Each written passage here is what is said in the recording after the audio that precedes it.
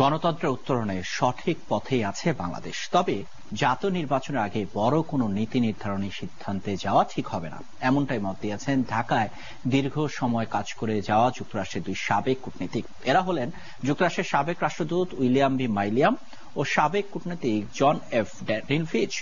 বিজ অডিটোরিয়ামে সিজিএস এই সংলাপের বিভিন্ন তথ্য জানাচ্ছেন মোহাম্মদ নুরুন্নবী।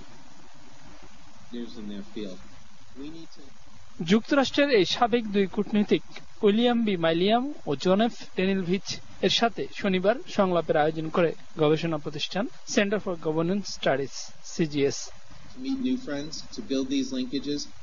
দীর্ঘ সংলাপে দুই দেশের কূটনৈতিক সম্পর্কের দুর্বলতম ও শক্তিশালী ভিত্তির জায়গাগুলো নিয়ে আলোচনা হয়। আমেরিকার ফার্স্ট নীতির মতোই বাংলাদেশের ফার্স্ট নীতিতে অটল থাকার কথাই উঠে আসে। নতুন বাংলাদেশ গড়তে ২৪-এর আকাঙ্ক্ষা ও সংগ্রামে তরুণদের প্রত্যেকটি উদ্যোগ সঠিক বলে মনে করেন এই বিশ্লেষক। গণতন্ত্রের অভিযাত্রায় কোনো বিরতির স্থান নেই, বরং নিরবচ্ছিন্ন চলার পরামর্শ দেন। It's up to the people in the end, isn't it? And it's the people that make democracies work, because they rise up and change things, and if they don't, things go awry. আসন্ন জাতীয় নির্বাচন অন্তর্ভুক্তিমূলক হবে কিনা এমন প্রশ্নের সমাধান দেশের মানুষের উপর ছেড়ে দেওয়ার কথা হয়। সাথে স্পষ্ট করা হয়েছে, গণহত্যার সাথে যুক্ত থাকা দল রাজনীতিতে ফিরতে পারবে কি পারবে না সেটা জনগণ ও সময় নির্ধারণ করবে। Awami League should be able to participate in the elections, and whether everyone should be able to participate, what inclusivity means, is the toughest question there is, and I'm glad it's not my question ultimately to answer. This is a question the people of Bangladesh will have to answer.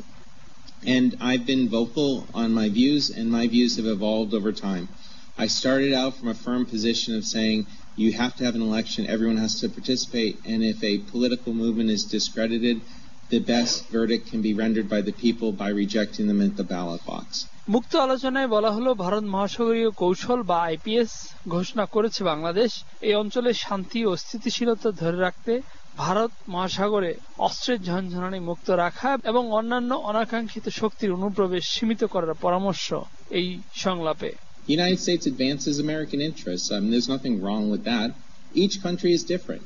We have professional diplomats in our embassies and in the State Department, and we come up with policies and recommendations to best advance U.S. interests.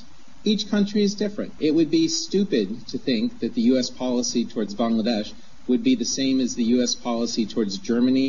শুধু তাই নয়, নিজেদের উন্নয়নের সকল সিদ্ধান্ত যতদিন এদেশের জনগণ নিজেরা নেবার সক্ষমতা রাখবে, ততই দ্রুত গতিতে এগিয়ে যাবে স্বপ্নের নতুন বাংলাদেশ।